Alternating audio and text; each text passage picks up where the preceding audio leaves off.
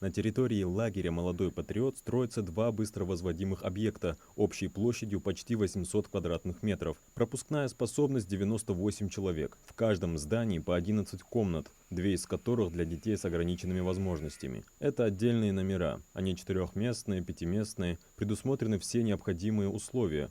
Эта новая инфраструктура позволит поменять формат учреждения, то есть из формата летнего лагеря «Молодой патриот» переходит в молодежный патриотический центр «Авангард». Он становится круглогодичным. Это означает, что в течение не только лета дети смогут тут отдыхать в рамках лагеря, но и также мы можем проводить и осенью, и весной, и зимой военно-патриотические сборы, мы можем проводить межрегиональные и всероссийские поисковые работы, мы можем размещать людей и проводить целые большие мероприятия, форумы на базе этой инфраструктуры. Эти объекты строятся за счет федерального центра, благодаря победе в конкурсе, проводимом Министерством просвещения Российской Федерации. Строительство началось несколько месяцев назад, и сдать объект планируется до первой смены, которая начнется уже в августе текущего года. Можем гордиться этим, тем, что при поддержке федерального центра и главы субъекта мы создали очень хорошие и комфортные условия для нашей молодежи.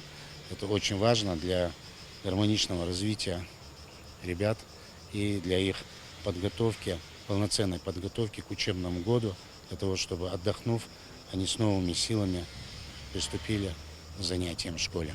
Кроме жилых зданий, планируется благоустройство территории, чтобы создать максимально благоприятную и комфортную атмосферу для отдыхающих. Руководство тщательно оценивает ход строительства, качество выполненных работ и соблюдение сроков. 27 числа еще раз здесь соберемся и посмотрим. Останется 2-3 дня до окончания реализации проекта и будем уже смотреть по результатам готовности. Я думаю, что по темпам должны уложиться.